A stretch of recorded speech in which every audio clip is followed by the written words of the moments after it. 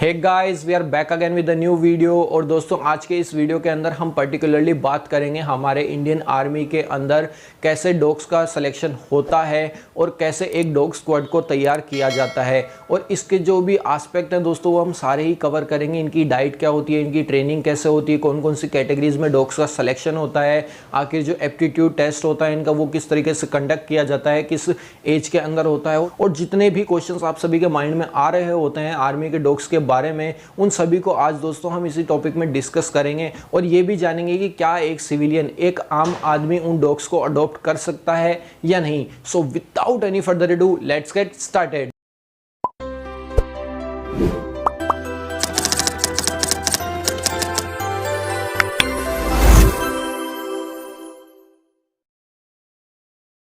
दोस्तों, इस वीडियो को शुरू करने से पहले मैं आप सभी से एक रिक्वेस्ट करना चाहता हूं कि प्लीज़ आप उन सभी लोगों के लिए प्रे कीजिए जो इस कोविड-19 से जूझ रहे हैं, जो इस कोविड-19 से पीड़ित हैं।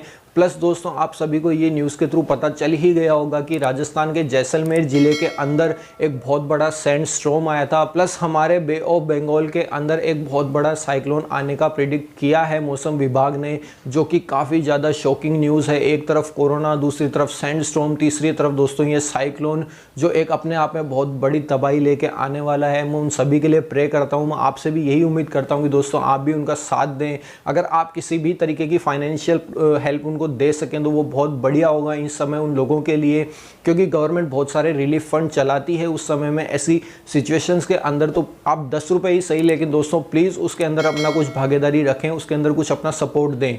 तो दोस्तों, अब हमारा मेन टॉपिक शुरू करते हैं कि आखिर डॉग्स का सिलेक्शन प्रोसेस क्या होता है और जो आर्मी होती है वो डॉग्स कहाँ से लेती है। तो दोस्तों, मैं आपको सबसे पहले ये चीज़ क्लियर करना चाहता हूँ कि आखिर कौन कौन सी कैटेगरीज के अंदर आर्मी के जो डॉग्स हैं उनको सेलेक्ट किया जाता है। दोस्तों, यहाँ पे ब्रॉडली 4 कैटेगरीज के अंदर इन डॉग्स को सेलेक्ट किया जाता है। फर्स्ट होती है हमारी पेट्रोलिंग डॉग्स, सेकंड होती है दोस्तों स्निफिंग डॉग, थर्ड होती है दोस्तों हमारे जितने भी असोल्ट डॉग्स होते हैं। असोल्ट डॉग्स और जो गार्ड डॉग्स होते हैं दोस्तों, उनका सिमिलर सा ही काम होता है, बट वो असोल्ट डॉग्स जो होते हैं वो गार्ड डॉग के मुकाबले काफ़ी ज़्यादा अच्छे तरीके से ट्रेंड होते हैं। प्लस उनका जो वर्क होता है वो बहुत हाई लेवल का होता है। और जो लास्ट कैटेगरी है, जो फोर्थ कैटेगरी है दोस्तों, वो है search and rescue dogs.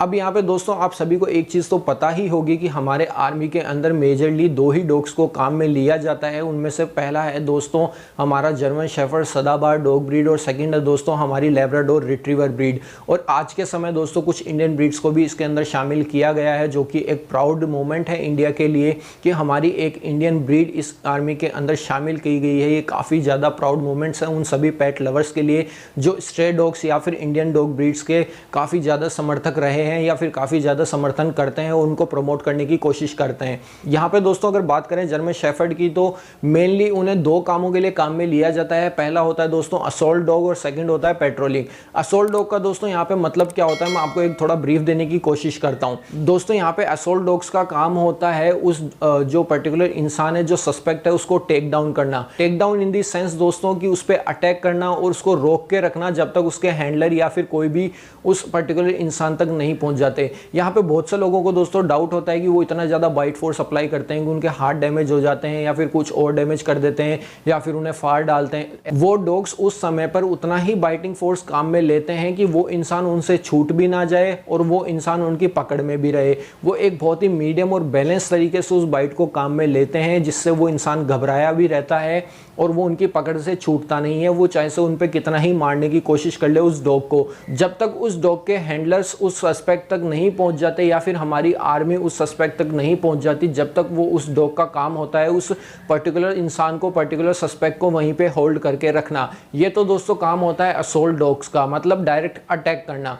Patrolling dogs के अंदर भी दोस्तों मेजरली जर्मन शेफर्ड्स को ही काम में लिया जाता है, क्योंकि उनकी जो एनर्जी होती है प्लस उनका जो अटैकिंग पोजीशन होता है या फिर मैं कहूँ उनकी जो बाइटिंग फोर्स है वो काफ़ी अच्छी होती है, काफ़ी सुप्रीम क्वालिटी की होती है। तो कई बार दोस्तों ऐसा होता है कि जो बॉर्डर एरियाज़ हैं वहाँ से कुछ लोग उनको क्रॉस करते हैं और झाड़ियों जैसी या फिर किसी भी पहाड़ी इलाके में जाके छिप जाते हैं, जिनको पहचानना एक इंसान की नज़र से बहुत मुश्किल होता है। ये जो डॉग्स होते हैं दोस्तों, इनकी स्निफिंग पावर आप सभी जानते हैं कितनी हाई होती है, इंसान के मुकाबले 10 से 12 गुना ज़्यादा होती है।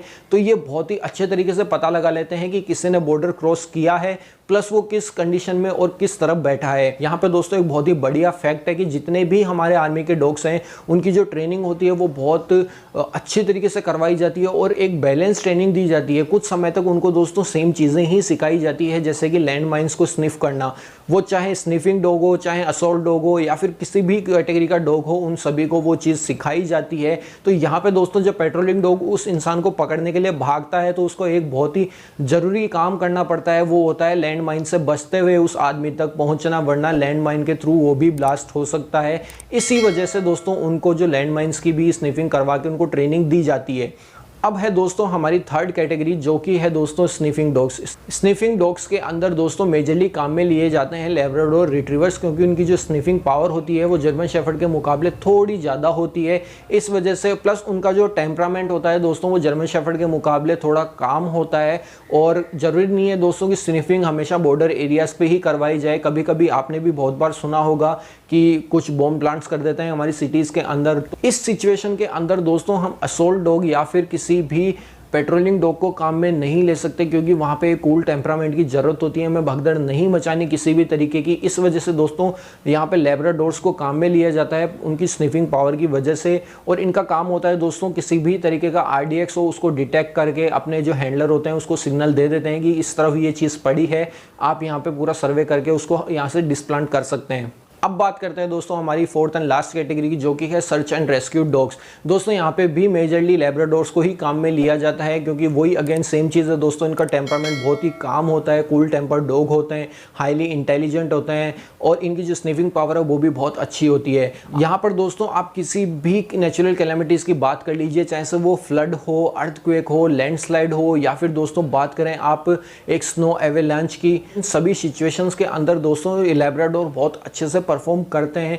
क्योंकि आप सभी को मैंने वीडियो में बता ही दिया था कि कितने अच्छे स्विमर होते हैं, तो फ्लड के अंदर इनकी कोई दिक्कत वाली बात नहीं है। प्लस इनका जो एनर्जी लेवल होता है दोस्तों वो किसी भी ऊबड़ खाबड़ रास्ते में चढ़ने के लिए परफेक्ट होता है। इन्हें बचपन से ही ऐसे ट्रेन किया जाता है, तो इनके लिए बहुत ईजी होती है दोस्तों ये चीज़ें। प्लस इनकी जो स्निफिंग पावर है वो काफ़ी, अगर कोई मलबे के अंदर दब भी जाता है इंसान तो ये स्निफ करके बता देते हैं कि यहाँ पे एक ह्यूमन मौजूद है। प्लस उनको ट्रेनिंग भी दी जाती है इस चीज़ की कि आप ह्यूमंस की स्मेल को पहचान पाएँ मलबों के अंदर। तो यहाँ पे दोस्तों बहुत अच्छे से वर्क करते हैं लैब्राडोर्स। अब यहाँ पे मैं आप सभी का एक डाउट क्लियर करना चाहता हूँ। यूट्यूब पे आपको बहुत सारे लोग ये चीज़ बोलेंगे कि भाई लैब्राडोर भी एक बहुत अच्छा गार्ड डॉग होता है। अगर दोस्त यहाँ पे कोई भी ऐसी बात होती तो हमारी आर्मी के अंदर ये जो यूट्यूब पे हम जो भी फैला रहे हैं ये गंदगी या फिर जो भी ये लोग बोल रहे हैं वो उनसे ज़्यादा समझदार लोग बैठे हैं हमारी आर्मी के अंदर। अगर वो इतने ही अच्छे गार्ड डॉग होते तो दोस्तों हमें जर्मन शेफर्ड जैसी ब्रीड की बिल्कुल ज़रूरत नहीं पड़ती। और शायद मैं आपको लिखित में भी ये चीज़ दे सकता था कि जर्मन शेफर्ड को पूछना ही बंद कर देते अगर लैब्राडोर के अंदर भी गार्डिंग इंस्टिंक्ट होते। हर एक पर्टिकुलर ब्रीड को एक एक अलग अलग चीज़ों के लिए बनाया गया है, तो प्लीज़ आप इस चीज़ का कन्फ्यूज़न ना क्रिएट करें। मैं मेरे फेलो क्रिएटर्स से भी यही बात बोलना चाहता हूँ कि प्लीज़ भाई ऐसी कोई भी कमेंट पास ना करें जिससे जनता को कन्फ्यूज़न हो।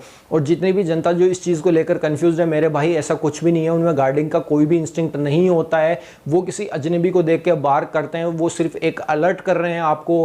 गार्ड डॉग का मतलब होता है खतरे की सिचुएशन में डायरेक्ट अटैक कर देना उस सामने वाले इंसान पे, उस सस्पेक्ट के ऊपर, जबकि आपका लैब्राडोर बहुत रेयर कंडीशंस में ऐसी चीज़ करेगा। डॉग है दोस्तों, अपनी वफादारी निभाने के लिए अपनी जान भी दे देगा, बट इसका मतलब ये नहीं है कि वो एक प्रॉपर गार्ड डॉग है। इस चीज़ को अपने मन से निकाल दो। अब दोस्तों बाकी की जो बची हुई बातें हैं वो कर लेते हैं हमारे आर्मी डॉग्स के बारे में। तो दोस्तों उनको सुबह सुबह 4 से 5 किलोमीटर की रनिंग करवाई जाती है और उसके बाद में ही उनका जो पूरा दिन का शेड्यूल है वो फाइनलाइज होता है। उनका पूरा दिन का शेड्यूल उनको फॉलो करवाया जाता है। उसके अंदर उनकी डाइट होती है, उसके अंदर उनकी एक्सरसाइज होती है, प्लस उनकी जो स्पेसिफिक एक्सरसाइजेज हैं, जैसे बात करें असोल्ट डॉग्स की तो असोल्ट डॉग वाली ट्रेनिंग दी जाएगी, स्निफिंग डॉग्स को स्निफिंग की दी जाएगी। इसी तरीके से हर एक कैटेगरी को एक स्पेशलाइज ट्रेनिंग दी जाती है शाम के समय। प्लस जो उनकी बाकी की ट्रेनिंग है दोस्तों वो एट पार चलती है, किसी को अंदर भी भेदभाव नहीं किया जाता, बट एक स्पेशल ट्रेनिंग भी दी जाती है सभी डॉग्स को ताकि वो अपनी अपनी कैटेगरीज का काम बहुत ही अच्छे से सीख जाएं।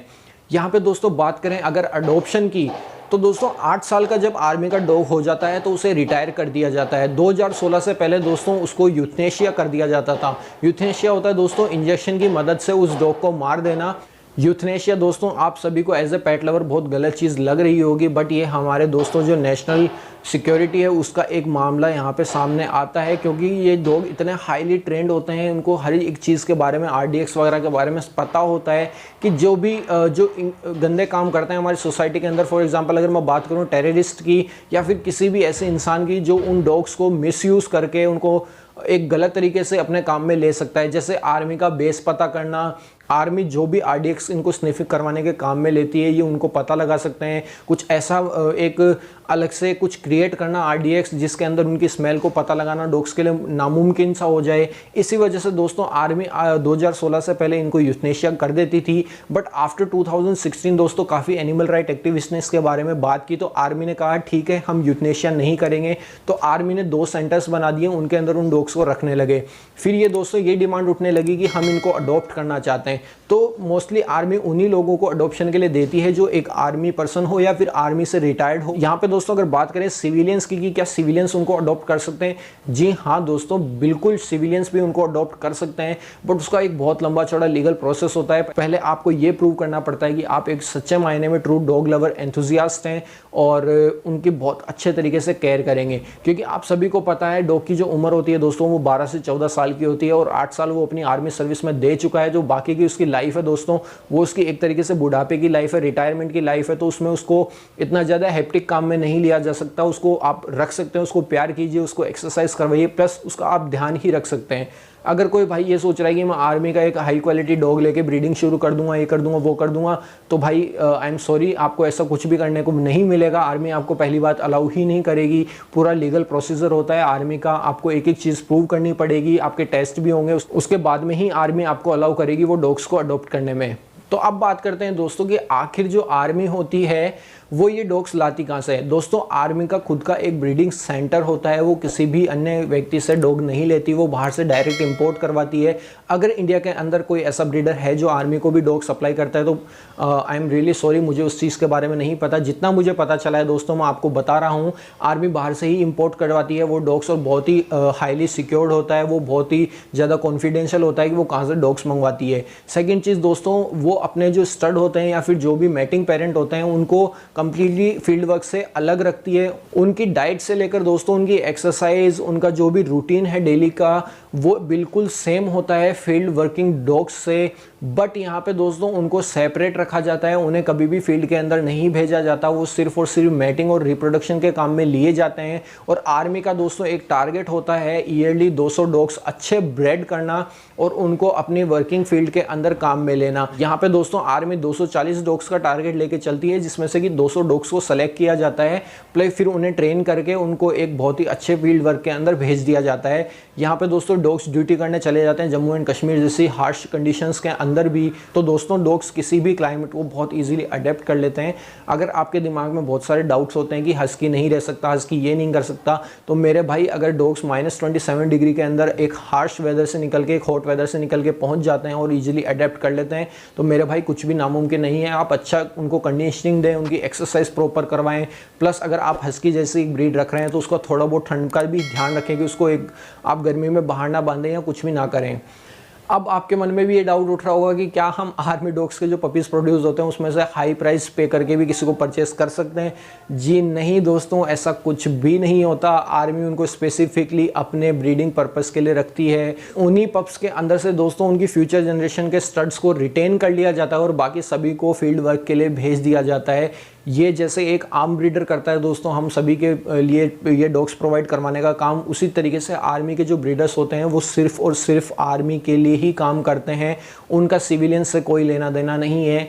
ये एक सपना टूटने वाली सी बात है, क्योंकि सभी का मन होता है, सभी की इच्छा होती है कि उनके घर में एक आर्मी से डॉग लेके आएँ वो, और ये काफ़ी ज़्यादा प्राउड मोमेंट भी होगा हम सभी पेट लवर्स के लिए। बट दोस्तों नेशनल सिक्योरिटी को हम किसी भी तरीके का थ्रेट नहीं दे सकते। इस वजह से मैं भी आप सभी से यही रिक्वेस्ट करूंगा कि एज ए डॉग लवर आप इन 4 लेग सोल्जर्स को दोस्तों एक प्राउड की नज़र से देखें। और अगर आपको फ्यूचर में कहीं पे भी ऐसा कोई डॉग नज़र आ जाए जो स्निफिंग कर रहा हो तो आप उसे एक रेस्पेक्ट की नज़र से देखें, क्योंकि वो भी हमारी एक फ़ौज का हिस्सा है, वो भी हमारे किसी सिपाही से कम नहीं है। इनफैक्ट दोस्तों वो ऐसे ऐसे काम कर लेते हैं हमारे लिए जो एक सिपाही नहीं कर पाता, एक आम सिपाही नहीं कर पाता।